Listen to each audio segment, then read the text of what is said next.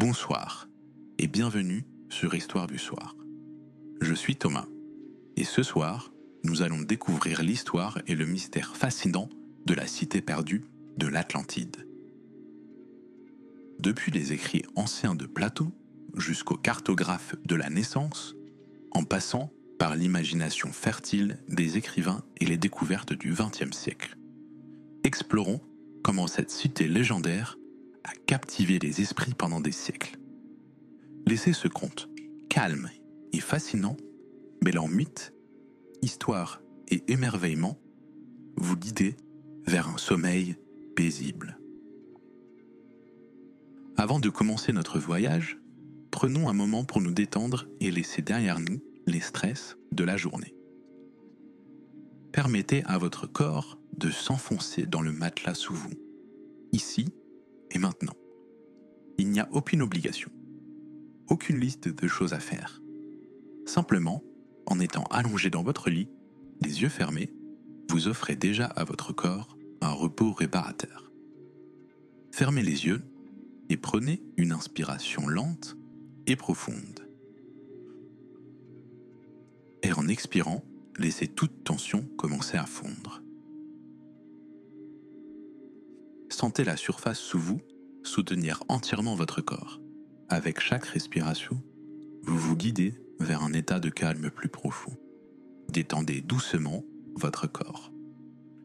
Portez maintenant votre attention sur vos orteils. Remuez-les doucement, sentant toute raideur commencer à disparaître. À votre prochaine expiration, laissez-les devenir chauds, mous et lourds. Permettez à cette sensation de se répandre à travers la plante de vos pieds, jusqu'à vos talons et dans vos orteils. Maintenant, laissez la relaxation monter, comme une vague douce, dans vos jambes inférieures. Sentez vos mollets assouplir, vos tibias se détendre. Avec chaque respiration, vous vous enfoncez un peu plus dans le calme, relâchant toute tension dans vos genoux et vos cuisses. Laissez la lourdeur s'installer dans vos jambes qui deviennent molles et détendues. Tournez votre attention vers vos hanches et le bas de votre dos. À chaque inspiration, imaginez une lumière chaude et apaisante remplir cet espace. En expirant, relâchez toute tension, permettant à vos hanches et à votre dos de se détendre complètement, vous enfonçant plus profondément dans la surface sous vous.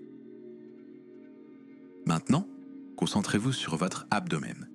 Prenez une inspiration profonde, laissant votre ventre se dilater doucement. Et en expirant, sentez tout stress quitter votre corps. Laissez votre respiration couler naturellement, tandis que votre poitrine s'adoucit et que votre cage thoracique s'ouvre, permettant à vos poumons de se remplir et de se vider avec aisance. Déplacez maintenant votre conscience vers vos épaules. Visualisez-les descendre, s'éloignant de vos oreilles, comme si un poids était soulevé. Laissez la relaxation couler le long de vos bras, à travers vos coudes et dans vos mains. Sentez vos mains reposer doucement, complètement à l'aise. Enfin, portez votre attention sur votre cou et votre tête. Laissez les muscles de votre mâchoire se relâcher, vos joues s'adoucir et votre front se détendre. Imaginez toute tension restante se dissoudre, laissant votre corps entier calme et immobile. Prenez une dernière inspiration apaisante. De vos orteils jusqu'au sommet de votre tête, votre corps est maintenant complètement détendu, ancré et en paix. Reposez-vous dans ce calme silencieux un instant, respirant doucement et naturellement. Et maintenant, nous pouvons commencer l'histoire de ce soir. Sous des cieux éternellement baignés de soleil, où les eaux scintillaient comme des saphirs liquides, s'étendait un royaume perdu dans le temps, la cité de l'Atlantide. Ce n'était pas une cité ordinaire, car sa beauté rivalisait avec celle des cieux, sa splendeur tissée par les dieux et les hommes. Ici, au bout du monde, entouré par la mer sans fin, l'Atlantide se dressait comme un phare de puissance, de richesses et d'art divin. L'Atlantide n'était pas construite comme les autres cités. Elle était bâtie en cercle concentrique, 3 anneaux de terre entourés par 3 canaux étincelants. Des ponts de marbre blanc s'arquaient gracieusement au-dessus de l'eau, reliant les anneaux comme des fils d'or liant une tapisserie. Les canaux, remplis d'eau de mer scintillante, reflétaient la lumière du soleil en d'innombrables nuances de bleu et d'or. En son cœur se dressait le grand temple de Poséidon, le dieu protecteur de ce royaume étincelant. Le temple était une merveille d'art. Ses murs plaqués d'argent brillant comme la lumière de la lune, ses sommets couronnés d'or flamboyant comme le feu sous l'étreinte du soleil. Des statues de Poséidon dominaient, sculptées avec une précision presque vivante. Autour de lui, les Atlantes avaient érigé des statues de ses enfants, de puissants souverains qui avaient autrefois marché parmi eux, à la fois mortels et demi-dieux. Ces enfants de Poséidon, nés de son union avec une mortelle, étaient les premiers rois de l'Atlantide.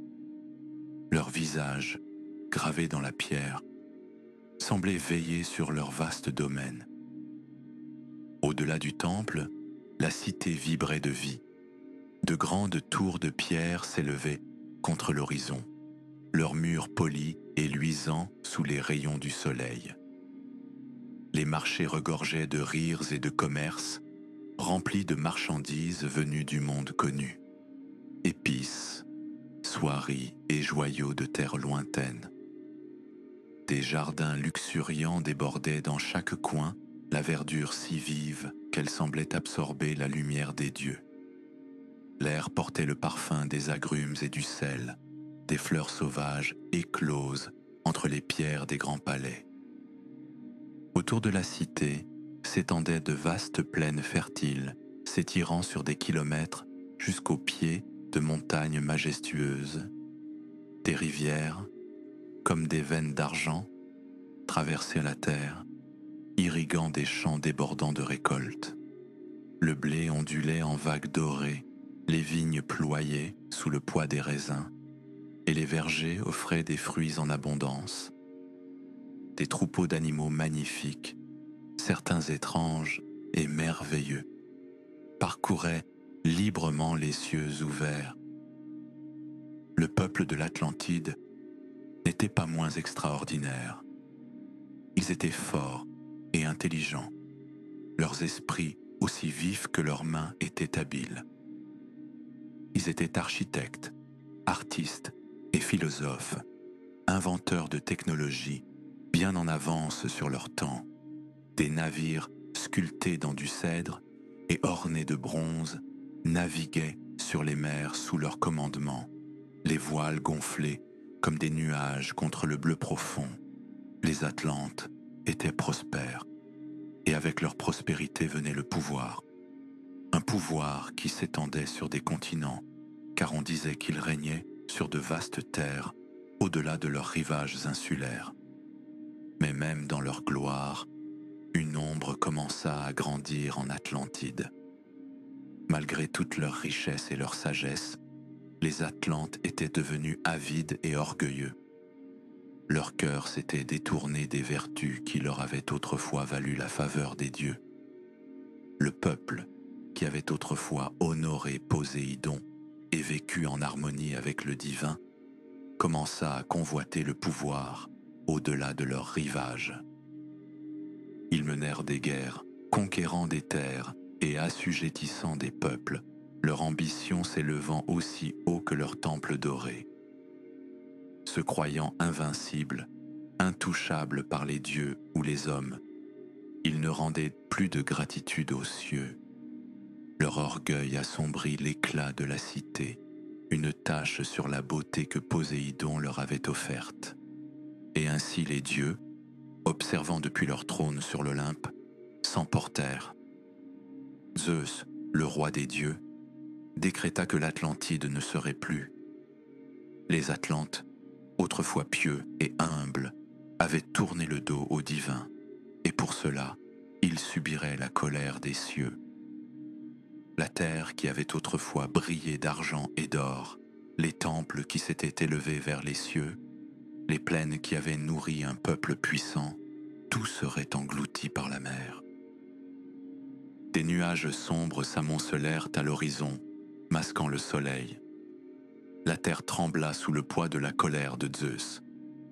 La mer, autrefois calme et scintillante, se souleva en vagues immenses, s'écrasant contre les murs de la cité avec un rugissement assourdissant.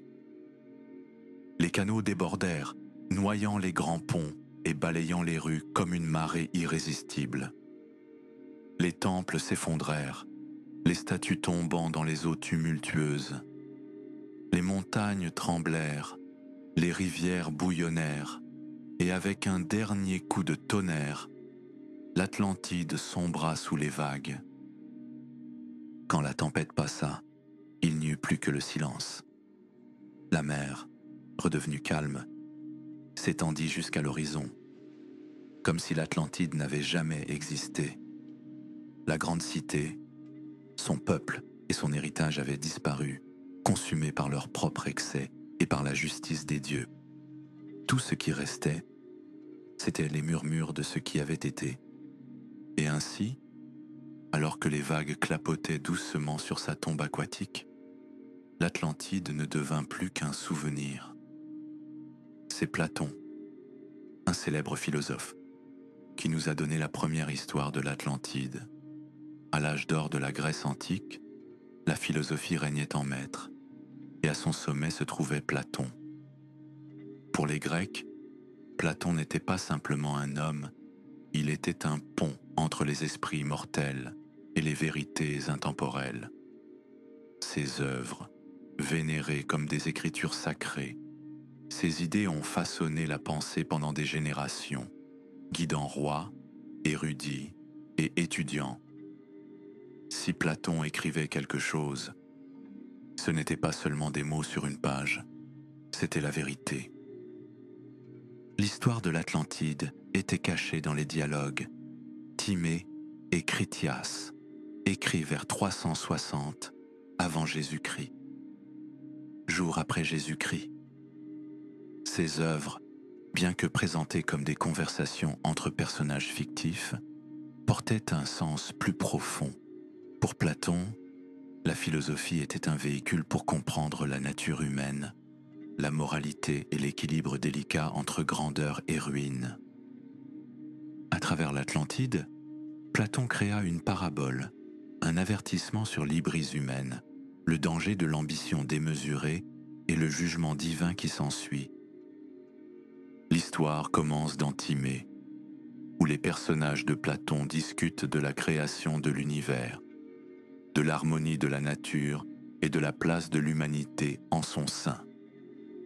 C'est ici que l'idée de l'Atlantide est introduite, décrite comme une île puissante et merveilleuse, gouvernée par les descendants de Poséidon. Mais c'est dans Critias que le mythe prend vraiment vie. Platon peint l'Atlantide en détail, une terre de richesse, de pouvoir et de sophistication, où les hommes vivaient en harmonie avec les dieux. Pourtant, sous sa beauté, Platon laissait entendre une faille fatale, l'orgueil. Pour les contemporains de Platon, cette histoire était bien plus qu'une allégorie. Platon, après tout, n'était pas un écrivain ordinaire. Élève de Socrate et maître d'Aristote, ses enseignements formaient le fondement de la philosophie occidentale. Il a façonné la façon dont le monde antique comprenait l'éthique, la gouvernance et l'âme elle-même. Ses mots avaient du poids, et sa réputation frôlait le mythe. Remettre en question Platon, c'était remettre en question la nature de la vérité elle-même. Et ainsi, lorsque Platon parlait de l'Atlantide, beaucoup écoutaient comme s'il racontait l'histoire. La ligne entre allégorie et réalité s'est brouillée, et l'Atlantide est devenue plus qu'une leçon philosophique, elle est devenue une légende. Platon n'a jamais explicitement déclaré que l'histoire était une fiction. Et pour beaucoup dans son public, cette omission suffisait. Après tout, comment un homme si sage, si vénéré, pourrait-il raconter autre chose que la vérité? Dans le monde antique, où les traditions orales et les mythes se mêlaient à l'histoire, l'Atlantide de Platon semblait aussi réelle que Troie ou Babylone. Pendant des siècles après la mort de Platon, ces mots se sont répandus dans le monde antique comme des ondulations sur un étang calme. Les philosophes de la Rome antique le vénéraient, leurs esprits façonnés par ses enseignements. Pour eux, l'Atlantide n'était pas seulement une histoire, c'était un conte moral, une réflexion sur la fine ligne entre grandeur et folie.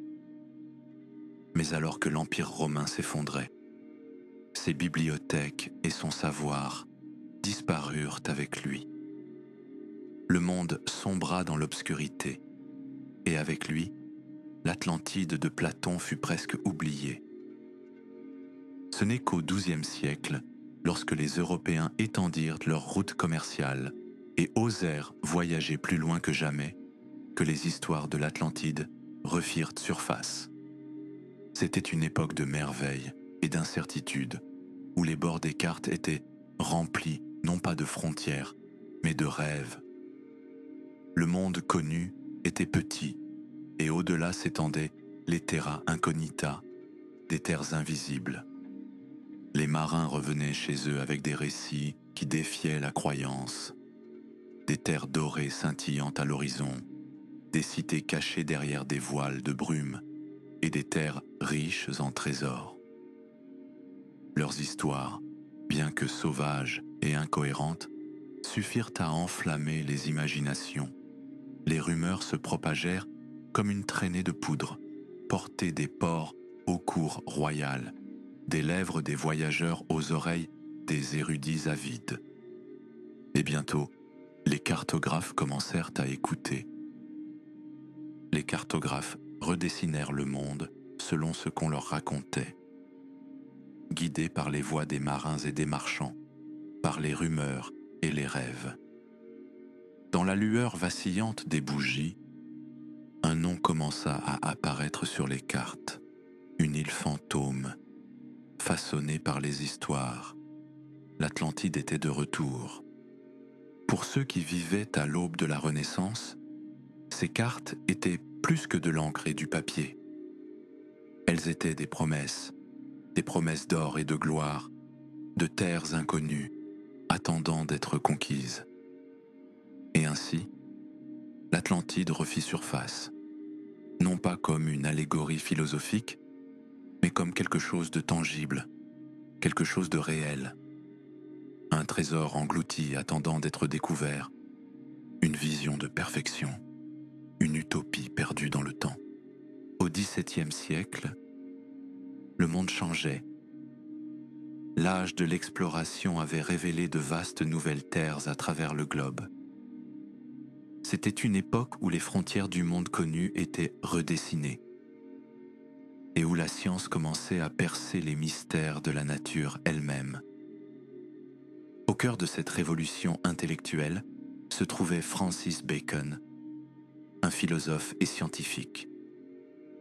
Les travaux de Bacon ont jeté les bases de la recherche moderne. Il a défendu l'observation, l'expérimentation et le scepticisme comme les clés pour comprendre le monde. Ses idées étaient révolutionnaires, remettant en question les dogmes et exigeant la raison. Et pourtant, au milieu de ses immenses accomplissements dans la pensée rationnelle, Bacon fit quelque chose d'inattendu. Il imagina une cité qui n'existait nulle part, une utopie cachée au-delà des mers. En 1627, un an après sa mort, son œuvre ultime fut publiée, La Nouvelle Atlantide. Ce n'était ni un traité scientifique ni un ouvrage de philosophie, mais une vision, un récit décrivant une société idéale, fondée sur l'harmonie entre la foi et la raison. Et en son cœur se trouvait l'île de Ben Salem, inspiré par la légendaire Atlantide. Mais l'Atlantide de Bacon n'était pas le royaume orgueilleux et condamné de Platon. C'était un paradis, un phare éclatant du potentiel humain, une cité préservée des failles de l'homme, un modèle du monde tel qu'il pourrait être. À Ben Salem, la science n'était pas l'ennemi de la religion, mais sa compagne. Le savoir y était vénéré, la découverte célébrée. Les habitants de cette nouvelle Atlantide n'étaient ni frappés par la maladie, ni accablés par la faim. Ils vivaient de longues vies épanouies grâce à leur maîtrise de la médecine. Bacon décrivait d'immenses bibliothèques renfermant la sagesse des âges, des tours majestueuses dédiées à l'étude, où les érudits s'efforçaient de percer les secrets du monde naturel. Il guérissait des maladies qui tourmentaient l'humanité depuis des millénaires. Il concevait des machines extraordinaires, des engins capables de voler dans les airs, de capturer la puissance du vent et de l'eau, d'améliorer la vie de chaque citoyen. Dans les mots de Bacon, Ben Salem était une cité d'illumination, d'ordre et de paix. Ici, le savoir ne menait ni à l'avidité ni à la ruine, mais à une compréhension plus profonde du divin. Science et foi, si souvent opposées, coexistaient en parfaite harmonie. Une société gouvernée non par la guerre ou la richesse, mais par la sagesse. Mais Bacon n'était pas le seul à s'inspirer de l'Atlantide de Platon. En 1870, Jules Verne lui donna une nouvelle forme, transfigurant la parabole de Platon en un récit d'aventure et d'imagination. Dans 20 000 lieues sous les mers, le capitaine Nemo et son équipage, à bord du Nautilus, plongèrent dans les profondeurs de l'océan. C'est là, loin sous les vagues, qu'ils découvrirent les vestiges de l'Atlantide. Un royaume jadis grandiose, à présent réduit au silence. L'Atlantide de Verne n'était ni le paradis florissant décrit par Platon, ni la cité harmonieuse rêvée par Bacon. C'était quelque chose de plus ancien, de plus sombre. Alors que le capitaine Nemo guidait son équipage à travers les ruines, Verne peignait une image saisissante d'une cité engloutie par le temps. De grands temples, fissurés et brisés, leurs façades de marbre érodées par les courants océaniques, des statues de dieux oubliés, s'élevant du fond marin, autrefois majestueuses, à présent recouvertes de coquillages et d'ombres, des rues qui vibraient jadis de vie, maintenant étouffées sous le sable, un silence seulement troublé par le doux balancement des algues et le murmure des poissons glissant entre les colonnes effondrées. À travers les mots de Verne, l'Atlantide devenait à la fois tragique et sublime, un endroit où la grandeur s'était éteinte, où les ambitions des hommes s'étaient effondrées sous le poids implacable de la nature. Et pourtant, même en ruine, la cité conservait une part de magie, un monde figé sous les eaux, préservé du temps, attendant d'être découvert par ceux qui osaient le chercher. Et alors que le Nautilus dérivait silencieusement au milieu des vestiges de l'Atlantide, Verne nous posait une question qui hante l'humanité depuis toujours. Si un tel lieu pouvait exister sous les flots, que reste-t-il encore à découvrir? Cette question, elle a nourri les explorateurs, les conteurs, les rêveurs, depuis plus d'un siècle. À la fin du 19e siècle, le monde avait bien changé. La science et la technologie avaient fait des pas de géant. Les chemins de fer traversaient des continents. Les télégraphes transportaient des messages d'un océan à l'autre.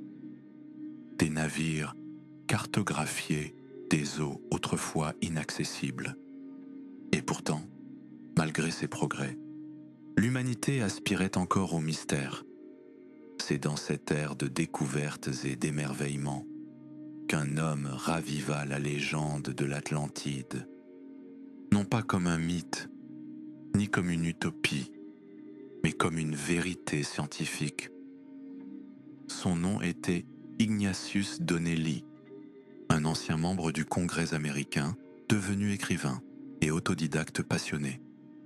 En 1882, il publia un ouvrage qui allait raviver l'obsession pour l'Atlantide. Un livre qui bouleverserait la vision du monde.